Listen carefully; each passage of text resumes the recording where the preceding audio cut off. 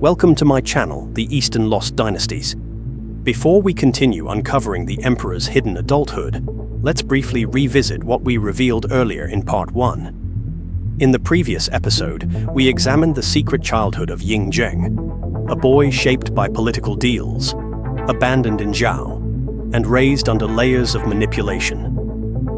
We uncovered the confusing identity of his father, the fierce struggle surrounding his brother, and the rise of his uncle, who eventually became a king in Chu.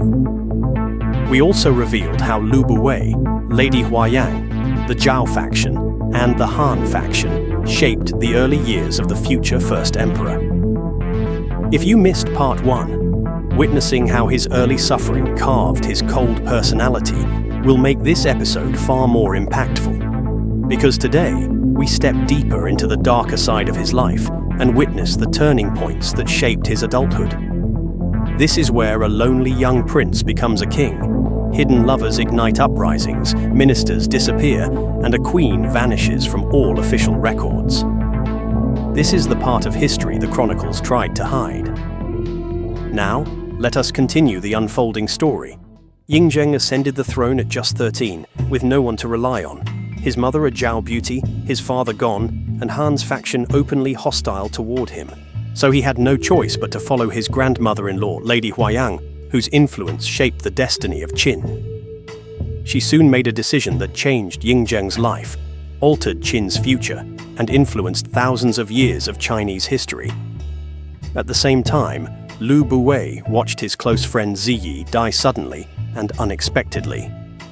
So Lü shifted fully toward the Chu faction, helping Lady Huayang control young Ying Zheng, who even called Lü father. Because of this alliance, the Han faction despised both Lü and Ying, and Professor Li suspected they created the rumor connecting Ying's father to Lü. But that rumor was clearly only legend, unsupported by reliable records. Li believed Lü was merely a cautious merchant, focused primarily on personal safety, rather than romantic entanglements. Since Lü arranged countless careful strategies, it would be impossible for the emperor not to be a true Qin prince. Therefore, Li favored Sima Qian's alternate account, which offered a more reliable version of events. In that account, Zhaoji was not pregnant when she first met Ziyi. But why would Sima Qian record two conflicting stories? Perhaps it was his subtle way of hinting at a legend without stating it outright. With this background established, we can finally understand Cheng Zhao's actions with greater clarity. How could he reclaim 100 miles from Han at 15? It was clearly orchestrated by Han itself. They surrendered the land intentionally to secure Cheng Zhao's political position within Qin. It was part of Han's broader effort to expand its influence inside the Qin court. But why did he suddenly betray Qin 3 years later? Because that year, Lady Xia died. With her death, Han's political foundation collapsed, and Cheng Zhao became someone who needed to be eliminated. That same year, Ying Zheng turned 20. His father had been killed by an enemy, and that same enemy used Ying to remove Cheng Zhao. Lü also stood as one of Ying's hidden adversaries, adding tension to the political landscape. Even Ying's own mother had 2 sons with her lover, Lao Ai. At 20, Ying felt trapped like a powerless puppet. But he didn't yet realize his mother, Lü, and Lao Ai were planning something much larger behind closed doors. Professor Li continued researching until the third major mystery became unmistakably clear. Let's briefly return to the time when Ying was 6, newly brought back to Qin with his mother. Ying reunited with his father, his mother reconnected with Lü, and his father remained with the Han princess. His mother felt neglected and turned again toward Lü, but Lü was busy and could no longer meet her needs. As Ying grew older, Lü needed distance from her, so he secretly recruited a remarkable man from Zhao, Lao Ai. Lao Ai was so strong he could pull a heavy cart using only his torso, without arms or legs. Predictably, Ying's mother grew attached to Lao Ai and stopped bothering Lü, more attached than anyone expected. But such relationships were normal during that era and rarely caused scandal. For example, Queen Xuan, Lü Buwei, grandmother of Ying's grandfather, ruled Qin for over 30 years with great influence.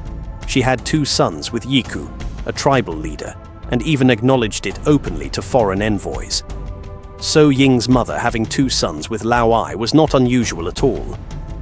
But why was Lao Ai executed by being torn apart, a brutal and horrifying punishment?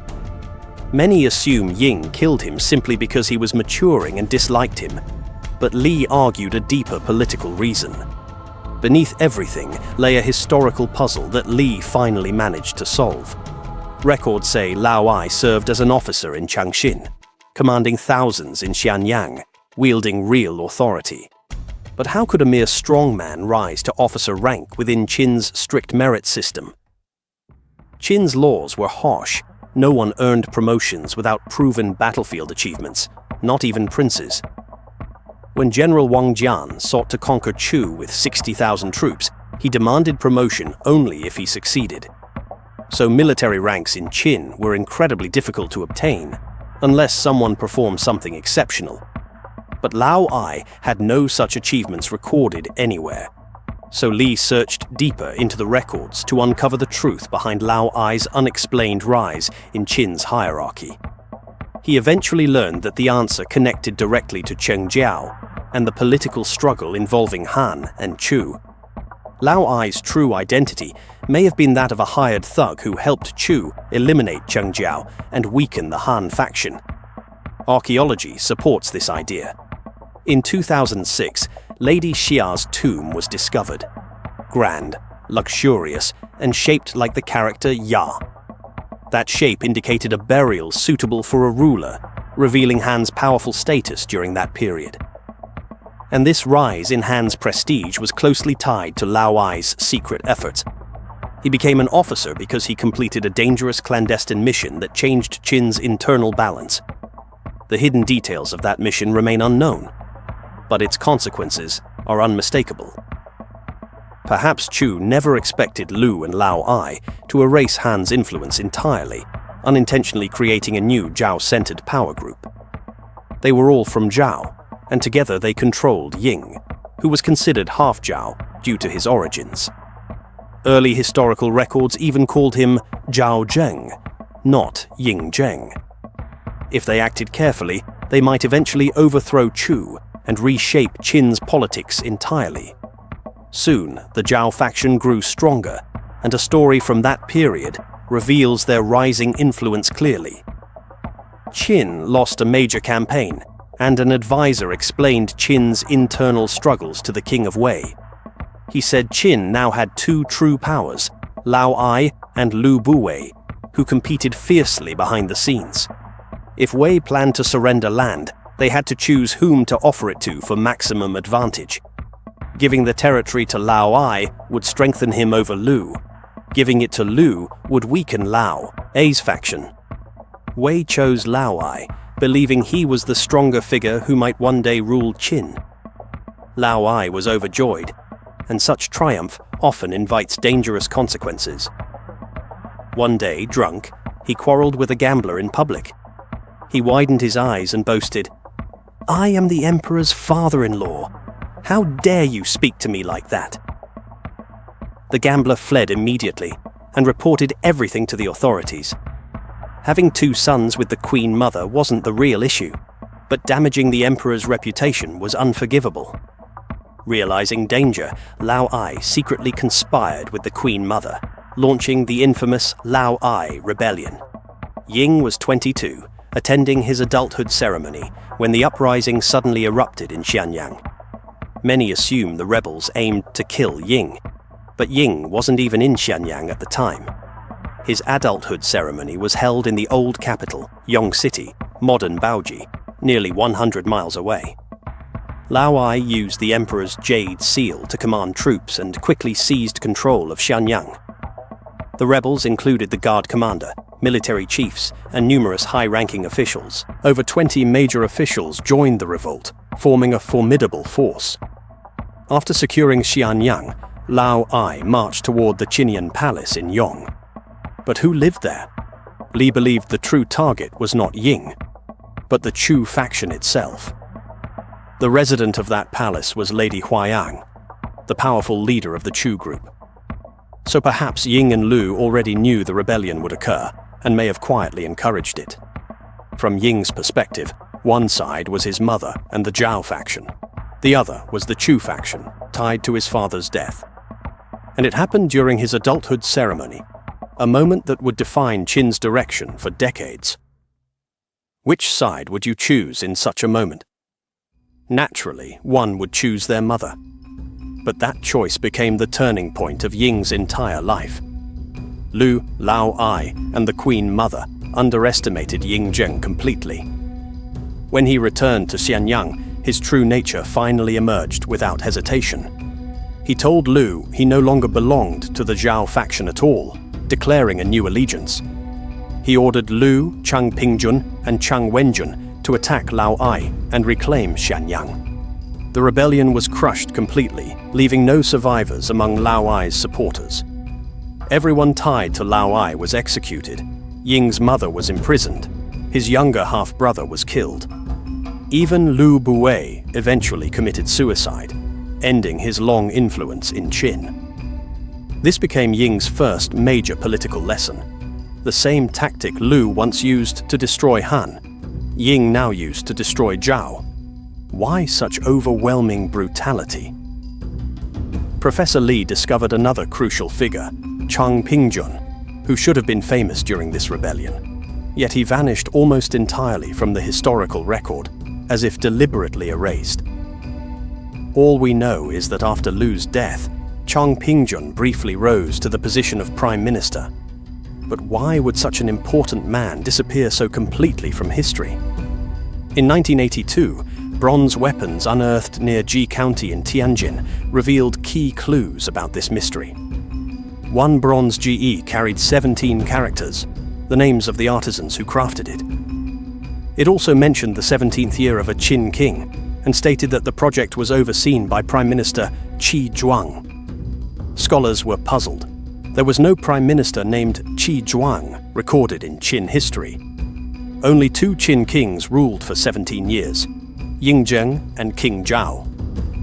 But during King Zhao's 17th year, the prime minister was Wei Ran, Queen Xuan's brother. Therefore, the mysterious Qi Zhuang must have served under Ying Zheng instead. Lü died in Ying's 10th year, and the records say Chang Pingjun succeeded him as prime minister. So Chang Pingjun must have been Qi, while Zhuang was likely the next prime minister following him. This means Qin had two prime ministers in that year, one fading from record, one emerging afterward. Li followed this thread and uncovered Chang Pingjun's true identity. He discovered someone whose name had a direct connection to the mysterious Qi. Records described Chang Pingjun as a noble from Chu, leading Li straight to the answer. His name was Xiong Qi, Xiong being the royal surname of Chu's ruling family. He was a Chu prince, born to a Qin princess, and a Chu prince taken hostage in Qin. After returning to Chu later in life, he eventually became king, confirming his royal lineage. Chang Pingjun and Chang Wenjun had been raised together by Lady Huayang in their youth. This upbringing made them deeply loyal to the Chu faction above all others. After the Lao Ai rebellion, Chang Pingjun rose as Qin's new prime minister under Ying Zheng. With him in power, the only remaining rival faction was Chu, creating a fragile yet necessary balance. Why was this considered an ancient balance? Because of an old monument discovered in Shanxi during the Northern Song dynasty. For generations, no one could read it until Huayang decoded its inscriptions. It contained curses directed from Qin toward Chu, expressing centuries of tension and mistrust. It declared that Qin and Chu had been connected by intermarriages for centuries, and betrayal would bring disaster. More such monuments were discovered, now known collectively as the Cursed Chu Monuments. They revealed a long history of partnership mixed with hostility, never fully united, never truly separated. Historical records confirm that for 500 years, nearly every Qin king married a Chu woman. Only through these alliances could Qin maintain internal stability. Removing them often triggered unrest. Queen Xuan, herself from Chu, ruled Qin alongside her brother for 3 decades. During her era, Qin prepared its military and political foundation to expand across China. With Chang Pingjun's identity revealed, the hidden link between Qin and Chu becomes unmistakably clear. During the Lao Ai rebellion, Ying chose to sacrifice even his own mother to preserve peace with Chu. His first major decision as ruler was to secure stability and eliminate internal chaos. But did stability last long? One final question takes us deeper into his true character. Who was his wife?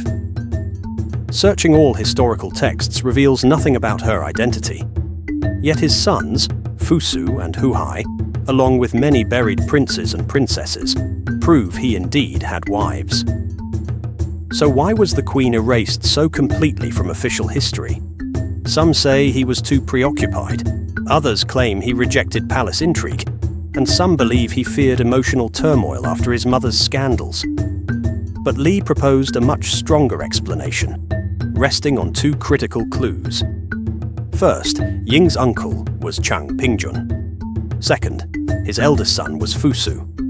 Remember how Chen Sheng and Wu Guang began their rebellion claiming they wanted to restore Chu, yet strangely used Fusu's name. Xiang Yan, ancestor of Xiang Yu, was a famed Chu general, so that part was logical. But why use Fusu, the emperor's own son, as their symbol? It was like rebelling against the Qing dynasty under Emperor Guangxu's name. Completely illogical. The tale says Fusu killed himself instantly after receiving a forged order, despite commanding 10,000 troops. Clearly, records were edited, and whatever was removed involved Chang Pingjun and the queen. This means Fusu, the queen and Chang Pingjun were all connected through a hidden story. Yet no trace of the queen remains, and only scattered details survive about Fusu, leaving Chang Pingjun as the key. Thankfully, scribes left a subtle breadcrumb trail for later historians. In the Shiji, during the campaign against Yan, it says Chang Pingjun was sent to Jing City. Jing was an ancient Chu capital that Qin had taken over, making it a symbolic and political stronghold. 3 years later, Ying Zheng returned to Jing during a major military operation, further connecting him to Chu territory. Zhang Yan, ancestor of Xiang Yu, supported Chang Pingjun as the new king of Chu during this time. A year later, General Wang Jian destroyed Chu completely. Chang Pingjun was killed, and Xiang Yan took his own life. In just 2 lines of history, the prime minister and royal uncle transformed into a rebel king of Chu. Without Professor Li's research, such a transformation would seem impossible. But once the clues align, everything becomes clear. Facing Chu once again, Ying Zheng did not choose peace this time. He chose to eliminate them entirely. He wiped out the Chu state, a kingdom that had stood strong for 5 centuries. And the final remnants of Chu were his uncle, his wife, his son, and possibly his queen. It is highly likely that the queen was a Chu princess closely connected to these events. Recall that when Lady Huayang crushed Han's influence, 13-year-old Ying became king, and she made a crucial decision. She likely arranged a Chu woman to become Ying's wife, making her the queen and the mother of Fusu. Now the rebellion makes sense, because Fusu was, in essence, a Chu prince. In the emperor's final year, he executed Chang Pingjun and removed his wife, but one person remained beyond his reach, Fusu. So he sent Fusu north to guard the Great Wall and confront the Xiongnu, distancing him from court politics entirely. Yet no other prince was as admired as Fusu, especially because of Qin's deep ancestral ties with Chu. Many officials preferred a Chu-linked crown prince for the sake of stability. Seeing this growing preference, the emperor became increasingly uneasy, but he had limited options. He took his youngest son, Huhai, on a long journey across the empire to evaluate him personally. Perhaps this gentle boy could unify the factions and maintain lasting peace. Sima Yan of the Jin dynasty once used a similar method, observing his sons over years and choosing the least threatening, Sima Zhong. But Sima Zhong was bullied his entire life and remembered as a weak, incapable ruler. After 8 months traveling with Huai, the first emperor realized he was unfit to govern. So he decided the throne must go to Fusu, his eldest, steady, Chu-born son. Both the Qin and Chu factions agreed. It was the final compromise, for peace. After a lifetime battling Han, Chu and Zhao, the emperor chose to give his unified empire to Fusu. He wrote his final decree and entrusted his last words to Huai, Zhao Gao, and Li Si. Huai understood its meaning. Li Si hesitated but could be swayed, and Zhao Gao already had darker ambitions. Zhao Gao convinced them to alter the decree, naming Huai emperor and ordering Fusu's death. The forged order was flawless. Both Qin and Chu accepted it without question.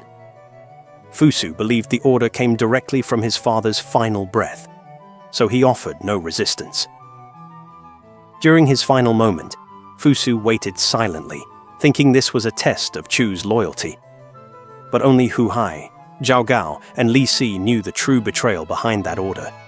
In the end, the first emperor chose Fusu, a choice meant to preserve peace for Qin, Chu, and all under heaven.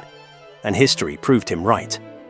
3 years after Huai became emperor, the Qin Empire collapsed completely. One rainy day, in the same place Ying Zheng killed his uncle Xiang Yan, 2 men from Chu raised banners in Fusu's name.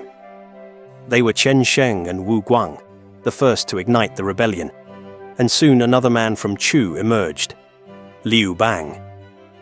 Liu Bang restored peace between Qin and Chu once more after the empire's collapse. He founded the Han dynasty atop Qin's ruins, reshaping China's destiny forever. This is the full life story of Ying Zheng, the first emperor of China. Abandoned at 3, reunited with his brother at 6, saw his father and brother die at 13. Witnessed his mother form a rival faction in his 20s. Served the enemy who killed his father at 22. Executed his mother as emperor, eliminated his enemies at 35, including his wife and uncle. Unified China at 39. Died at 50 after decades of unending struggle. And in his true final decree, he chose to give his empire to Fusu, a decision erased and replaced by deceit. That is the story uncovered by Professor Li, hidden beneath centuries of edited records. I imagine 6-year-old Ying playing with his younger brother in bright Xianyang gardens, chasing butterflies in the sunlight. For 3 fleeting years, he had parents, a brother, and a peaceful home. Everything he would spend a lifetime trying to regain. For now, that's all for today. One dynasty buried, another legend uncovered. You're watching the Eastern Lost Dynasties. Until the next excavation. Thank you for watching.